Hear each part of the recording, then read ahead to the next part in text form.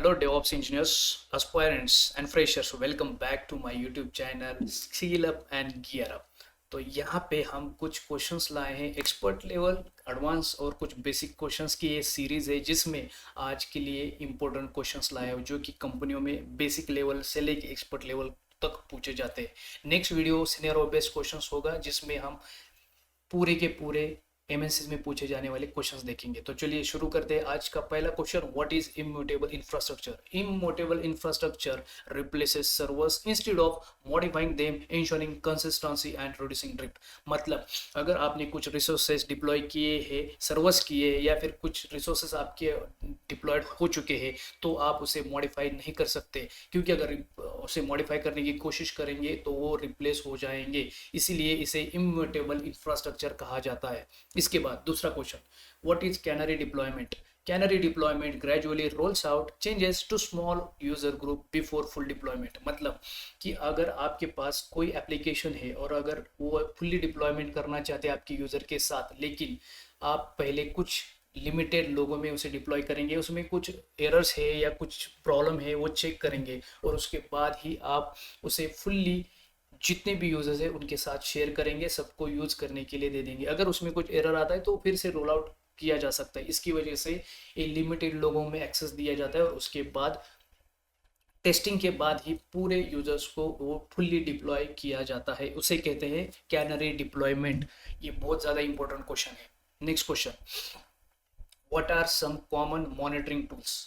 Monitoring tools सबको पता है, प्रोमीथियस है, ग्राफन है, ये AWS के AL के स्टैक, डेटाडॉग, न्यू रिलिक, ये some of the important common monitoring tool अभी जो जितने भी इस इंफ्रास्ट्रक्चर में यूज किए जाते हैं। इसके बाद what is configuration management in DevOps? Configuration management in DevOps मतलब इसका अगर बेहतरीन एग्जांपल दूं तो एंसिबल है, इसके बाद पपेट और शेफ है। क्योंकि अगर हम देखेंगे तो configuration management automates infrastructure setup and maintenance, और कुछ समय पहले पपेट और शेफ ने बहुत अच्छा मार्केट में नाम कमाया था, बहुत अच्छा चल रहा था। लेकिन अभी फिलहाल पूरा का पूरा मार्केट जो है वो एंसिबल ने, क्योंकि ये ओपन सोर्स है, पहले भी शेफ ओपन सोर्स ही था, लेकिन एंसिबल के पास बहुत सारे कुछ फीचर्स है जिसकी वजह से एंसिबल बहुत ज़्यादा फेमस हुआ। और अभी फिलहाल कॉन्फ़िगरेशन मैनेजमेंट में पूरा का पूरा एंसिबल का अगर हम परसेंटेज देखें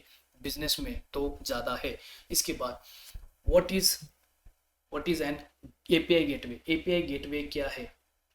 API गेटवे के बारे में अगर मैं बता दूं आपको सिंपल लैंग्वेज में या सिंपल भाषा में, तो ये एक्ट करता है सिंगल एंट्री पॉइंट जैसा।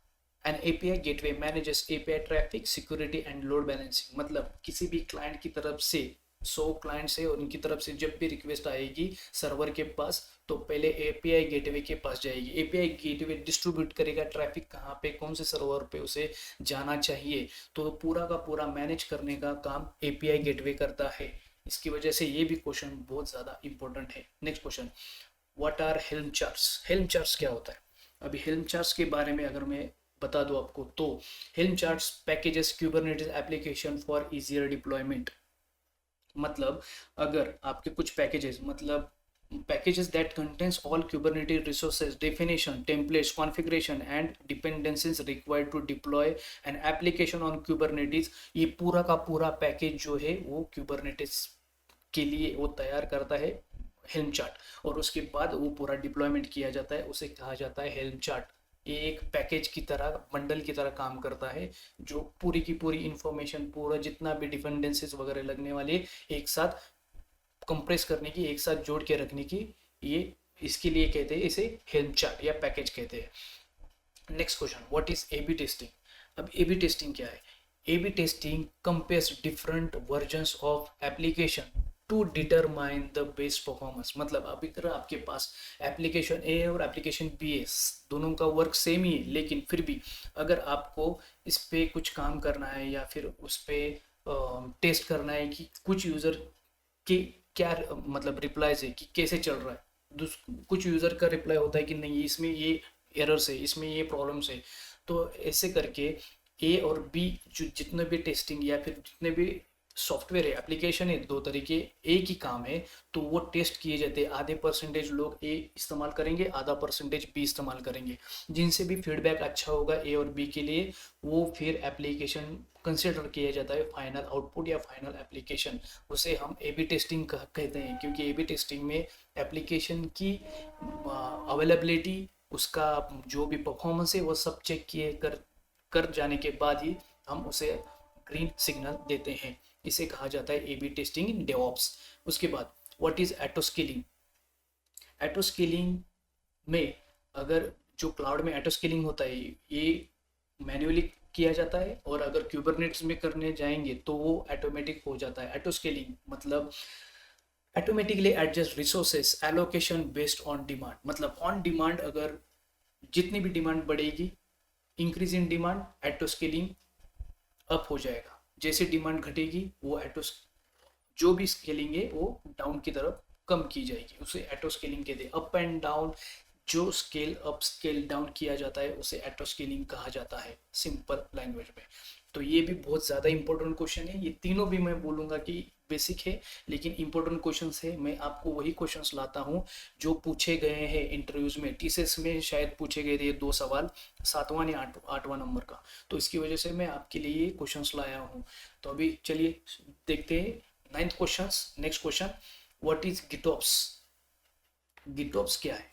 गिटऑप्स के बारे में अगर बात करेंगे, GitOps manages infrastructure using Git repositories ensuring version control and automation.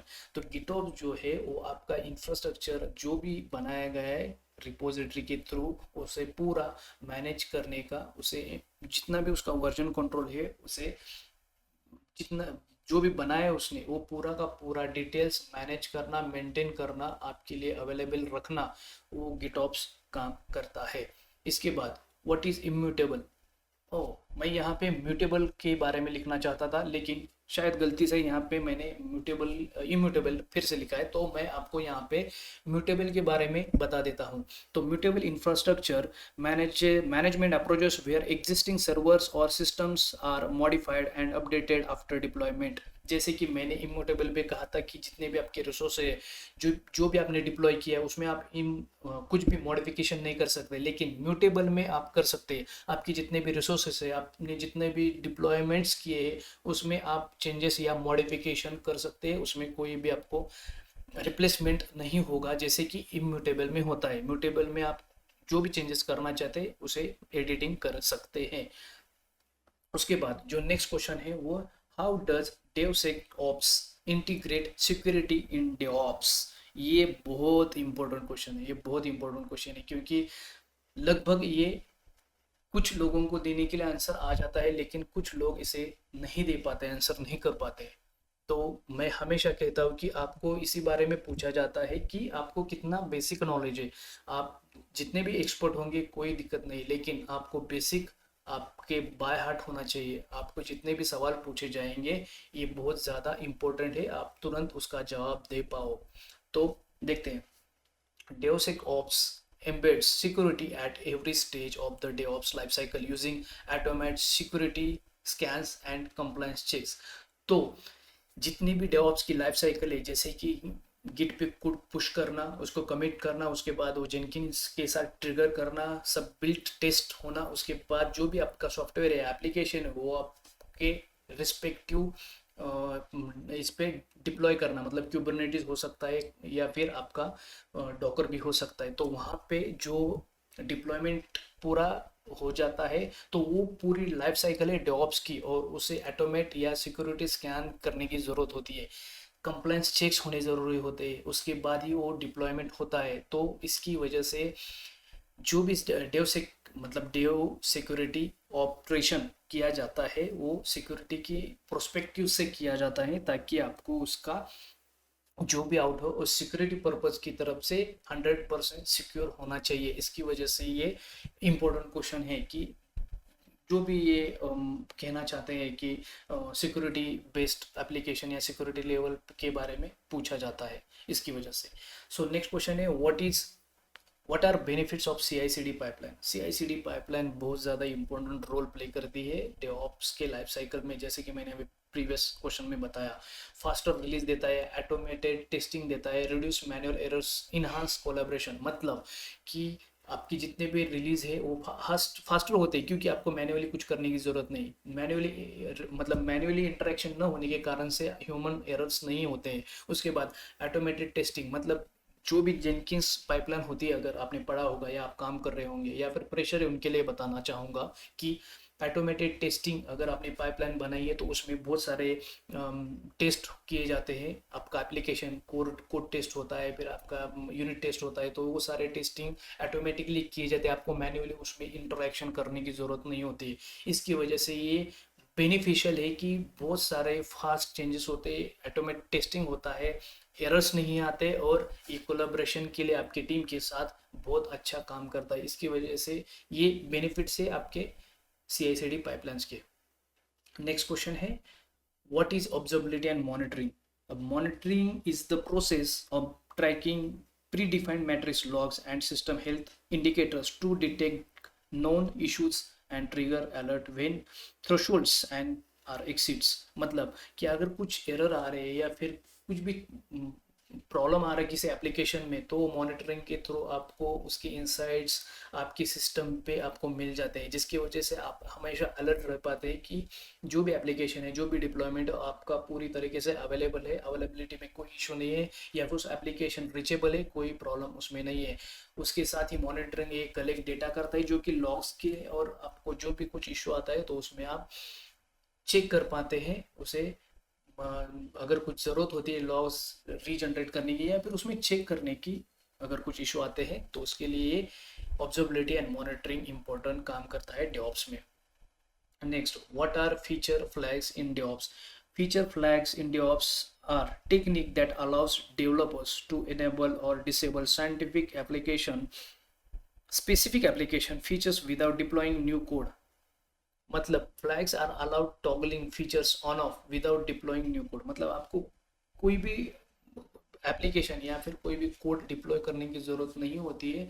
जब भी आप किसी फीचर को फ्लैग करना चाहते हैं, सिर्फ ऑन ऑफ की वजह आपको उसे जो भी चेंजेस आप दिखाना चाहते हैं वो न्यू कोड पे दिखा सकते हैं। यहाँ पे वही मैं बता रहा हूँ कि technique that allows developers to enable और disable specific application features without deploying new code.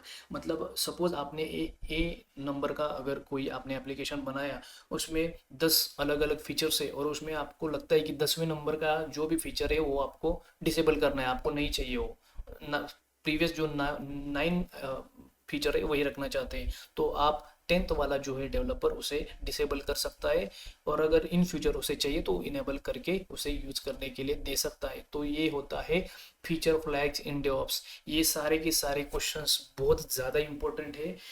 इसमें से लगभग मैं बोलूँगा 90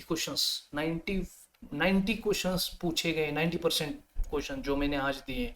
तो इसकी वजह से मैं बता रहा हूँ ये क्वेश्चन बहुत ज़्यादा इंपॉर्टेंट है। लगते हैं बेसिक क्वेश्चन है, लेकिन जब आप इंटरव्यू के सामने बैठोगे, इसमें से एक वर्ड भी बोल पाए तो भी बहुत ज़्यादा इंपॉर्टेंट होता है, क्योंकि वो समझ पाता है आपके पास कुछ ना कुछ नॉलेज है। लेकिन डीपर बहुत वास्ट इंफॉर्मेशन, एक्सप्लेनेशन ये ध्यान में नहीं रह पाते। इंटरव्यू में सिर्फ स्मॉल बेसिक अच्छे वन लाइन क्वेश्चंस के आंसर भी आपको अगर बता पाएंगे तो बहुत ज़्यादा इंपॉर्टेंट होता है वो आपको इम्प्रेस करने के लिए, इंटरव्यू के लिए। तो हर कोई बताएगा नहीं आपको इसके बारे में, लेकिन मैं इसलिए बता रहा हूँ क्योंकि मैंने उस स्टेज को कब का पार करके मैं डेवऑप्स इंजीनियर, सीनियर डेवऑप्स पे अभी काम कर रहा हूँ। उसके वजह से मुझे लगा कि मुझे आपको ये सब चीज़ें बतानी चाहिए, क्योंकि ये बहुत ज़्यादा इम्पोर्टेंट होता है कि आपका बेसिक जो है वो क्लियर हो। बहुत सारे लोगों को बहुत एक्सपर्ट लेवल पे नॉलेज होता है, लेकिन बेसिक क्वेश्चंस पे वो नहीं कुछ बोल पाते। इसके लिए मैंने ये सीरीज़ लाई है, ये क्वेश्चंस लाए हैं, तो आप इसे देखिए। अगले वीडियो में मैं आपको सिनेरियो बेस्ड क्वेश्चंस लाऊंगा फॉर श्योर। आप डेफिनेटली इसे सब्सक्राइब कीजिए, लाइक कीजिए, शेयर कीजिए आपके दोस्तों के साथ जो इंटरव्यूज देने की कोशिश कर रहे हैं लेकिन फेल हो रहे हैं। मैं प्रॉमिस करता हूँ नेक्स्ट वीडियो में मैं आपके लिए सिनेरियो बेस्ड क्वेश्चंस लाऊंगा। So thank you for watching skill up and gear up YouTube channel. Thank you so much.